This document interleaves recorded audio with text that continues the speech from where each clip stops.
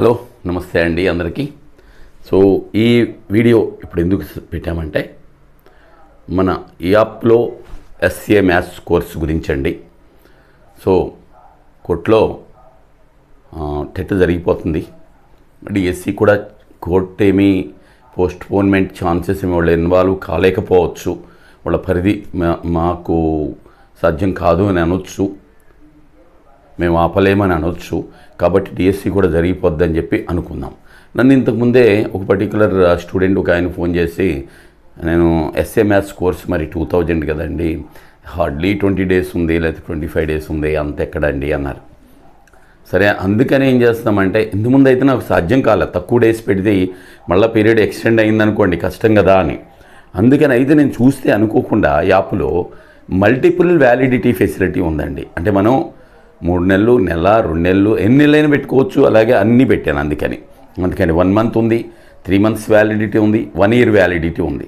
So ఈ చాలా తక్కువ దగ్గరలో ఉన్న వాళ్ళకి 1 month వ్యాలిడిటీ పెట్టామండి. ద కోర్స్ ఫీ 500 అండి 1 month వ్యాలిడిటీకి. 1 year వ్యాలిడిటీ అయితే that is 2000, no change in it. అయితే దీంట్లో ఇంకొక కొత్తది కూడా ఇన్వాల్వ్ 1 day వ్యాలిడిటీ కూడా పెట్టామండి. ఎందుకు 1 day వ్యాలిడిటీ అని డౌట్ రావచ్చు. ఒక పర్టికులర్ వాళ్ళకి ఏదో ఒక కాన్సెప్ట్ మీద, థియరీ మీద డౌట్ రావచ్చు, లేదా ఒక క్వశ్చన్ డౌట్ రావచ్చు, ఏదైనా డౌట్ రావచ్చు. వెంటనే అక్కడికి వెళ్ళి చూసుకున్నారనుకోండి, అది అలా అని చెప్పి ఒక 5 నిమిషాలు 10 నిమిషాలు ఇవ్వలేం. కాబట్టి వ్యాలిడిటీ 1 day వ్యాలిడిటీ ఇచ్చామండి. సో వెరీ మైన్యూట్ అండి, 25 rupees ఎంతో పెట్టి 1 day వ్యాలిడిటీ ఇచ్చాము. సో మీరు అది కూడా జాగ్రత్తగా చేసుకోవచ్చు. అందుకని మీకు అంత యూజ్ఫుల్ అవుతుందని నా ఉద్దేశం అండి. తక్కువ టైంలో. సో 1 year వ్యాలిడిటీ ఉంటుంది, దట్ విల్ బి దేర్, ఎప్పటికీ ఉంటుంది కదండి, అది ఉంటుంది. అలాగే 1 day వ్యాలిడిటీ కూడా ఉంటుంది, అది గుర్తుంచుకోండి. Or 1 month validity till the exam అనుకోండి. అది ఈ పర్టికులర్స్ అక్కడ మీ దీంట్లో మల్టిపుల్ వ్యాలిడిటీ అని ఉంది. అది క్లిక్ చేస్తే దాంట్లోకి వెళ్ళిపోతాం. మీకు కావాల్సింది సెలెక్ట్ చేసుకోవచ్చు, అమౌంట్ పే చేసేయచ్చు. ఓకే అండి, దీనికోసం చెప్పినాం.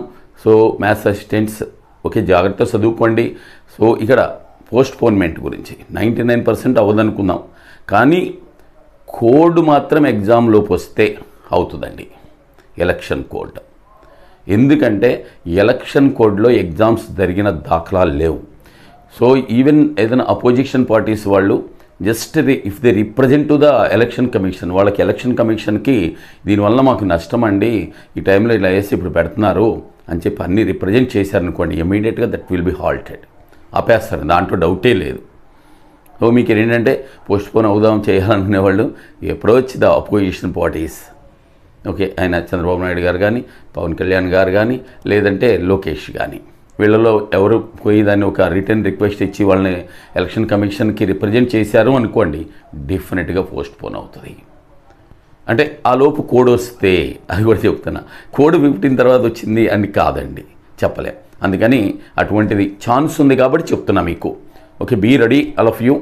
అండ్ మీకు కావాల్సిన వ్యాలిడిటీకి అక్కడ మల్టిపుల్ వ్యాలిడిటీ ఉంటుందని దానిలోకి వెళ్ళిపోయి క్లిక్ చేస్తే అన్ని వ్యాలిడిటీలు వస్తాయి, దాన్ని సెలెక్ట్ చేసుకుని పర్చేజ్ చేసుకోండి. Okay, best of luck.